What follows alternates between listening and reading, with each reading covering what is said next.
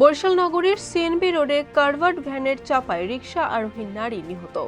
বরিশালের টয়লেটে বিদ্যুৎ সংযোগ দিয়ে প্রবাসীর স্ত্রীকে হত্যা চেষ্টা। বরগুনায় বৃদ্ধা ভিক্ষুকের কান ছিঁড়ে স্বর্ণালংকার ছিনতাই। বানারীপাড়ায় কৃষক দল নেতার বিরুদ্ধে নারীকে মারধর অভিযোগ। গলাচিপায় ব্যবসায়ীর উপর হামলা ও টাকা ছিনতাইয়ের অভিযোগ। নেসারাবাদের শিক্ষক স্বামীর বিরুদ্ধে নির্যাতনের অভিযোগ। ঠিকাদারের লাইসেন্স কালো তালিকাভুক্ত হওয়ায় বন্ধ সেতুর কাজ, ভোগান্তি চরমে। কালকিনিতে জাতীয় দুর্যোগ প্রস্তুতি সভা পালিত।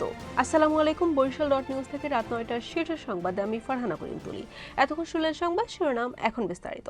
বরিশাল নগরীর সিএনবি রোডে কারভার্ড ভ্যানের চাপায় এক রিকশা আরোহী নারী নিহত হয়েছেন। হঠাৎ ঘটে যাওয়া এই দুর্ঘটনায় ঘটনাস্থলেই তার মৃত্যু হয় বলে জানা গেছে। ঘটনার পর এলাকা জুড়ে চাঞ্চল্য ছড়িয়ে পড়ে। রাতের আধারে টয়লেটে বিদ্যুৎ সংযোগ দিয়ে প্রবাসীর স্ত্রীকে হত্যা চেষ্টার অভিযোগ পাওয়া গেছে এক বখাটের বিরুদ্ধে। এ ঘটনায় থানায় লিখিত অভিযোগ দায়ের করা হয়েছে। ঘটনার পরদিনই মোবাইল ফোন বন্ধ করে এলাকা থেকে ওই বখাটে পালিয়ে গেছে। বরগুনার পাথরঘাটায় ভিক্ষা করার সময় এক বৃদ্ধা ভিক্ষুকের 2 কান ও নাকের স্বর্ণালংকার ছিনতাইয়ের ঘটনা ঘটেছে। এ সময় তার ডান কান থেকে টান দিয়ে দুল ছিনিয়ে নেওয়ার সময় কানের নিচের অংশ ছিঁড়ে যায়। বরিশালের বানারীপাড়ায় উদয়কাঠি ইউনিয়নের শ্রমিক দল সভাপতির বিরুদ্ধে এক নারীকে মারধর, শ্লীলতাহানি ও স্বর্ণের চেন ছিনিয়ে নেওয়ার অভিযোগ উঠেছে। শনিবার বিকেলে উপজেলার উদয়কাঠি ইউনিয়নের তেতলা গ্রামে এ ঘটনা ঘটে। পটুয়াখালীর গলাচিপায় চর কাজল ইউনিয়নে এক ব্যবসায়ীর উপর হামলা চালিয়ে টাকা ছিনতাইয়ের অভিযোগ উঠেছে। এই ঘটনায় গলাচিপা থানায় লিখিত এজাহার দিয়েছেন ভুক্তভোগী ব্যবসায়ীর মামা মামুন বিশ্বাস।